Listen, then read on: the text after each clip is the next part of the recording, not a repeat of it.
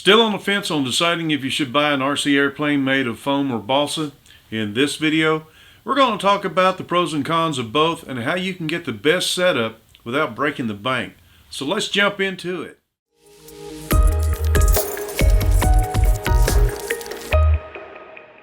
When you're searching through popular RC websites, you'll see all types of aircraft, from trainers to warbirds, all made of foam.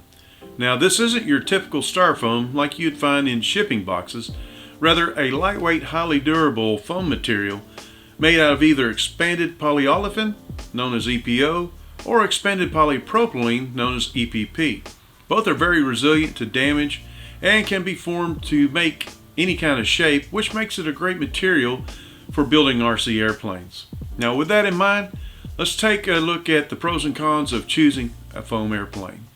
My first pro is going to be durability. I've seen some foam airplanes take some significant damage and with a little glue be back in the air with a matter of minutes. The second pro is probably going to be portability. With a lot of the smaller electric airplanes, you can transport them in just about any size vehicle. Third pro for me is going to be shorter time to fly. This is probably the best reason to go with a foam plane, as all you have to do is pull the plane out, maybe attach your wings, pop in the battery, and you're ready to fly. Fourth pro for me is going to be flight times. Depending on the battery and your throttle management, you could realistically achieve the same length of flight time as you would if you were flying with a glow-powered engine.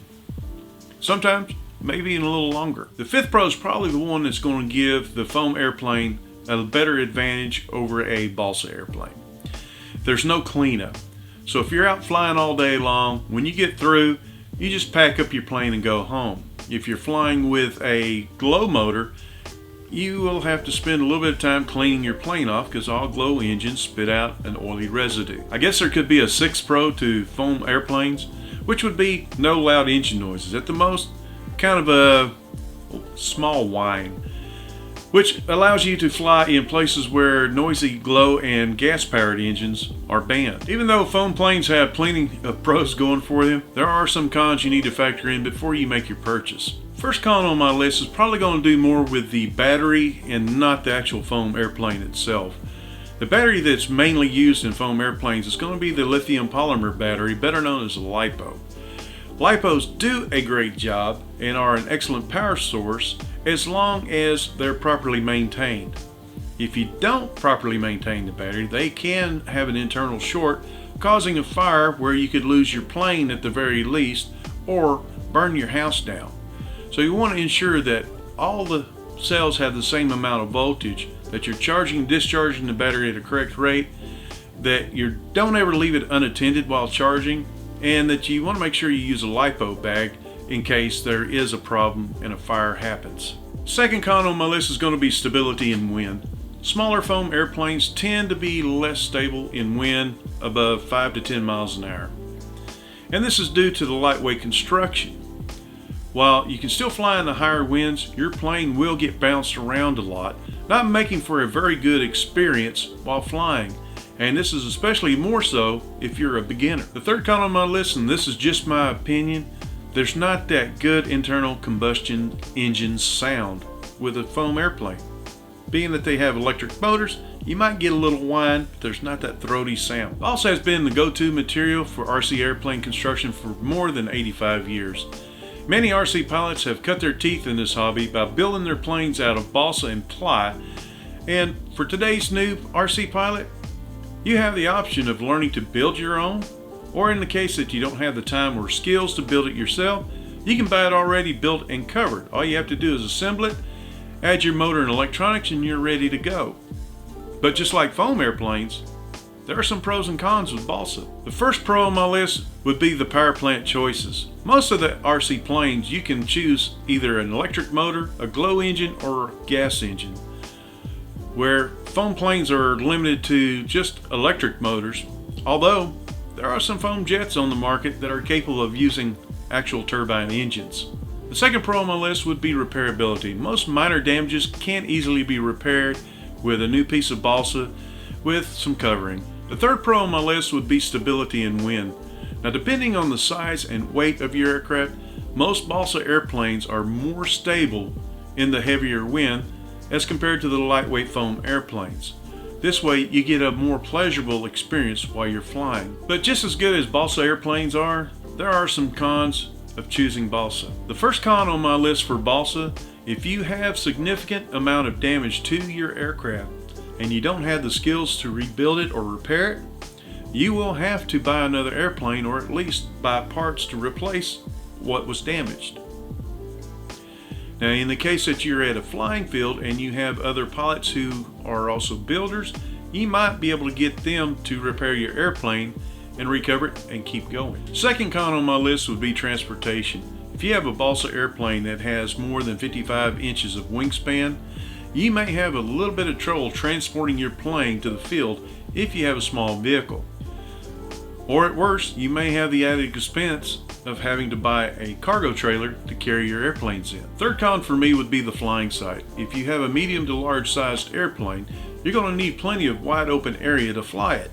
And this is regardless of whether it's made of foam or balsa. Fourth con on this list is probably the biggest deal breaker for a lot of beginners, and that's due to the cost of setup of a Balsa airplane. When you buy a Balsa airplane, all you're getting is just the airplane in the box. You still have the added expense of having to buy an engine, a transmitter, receiver, all your electronics, and then you're going to have to install all of that into the airplane.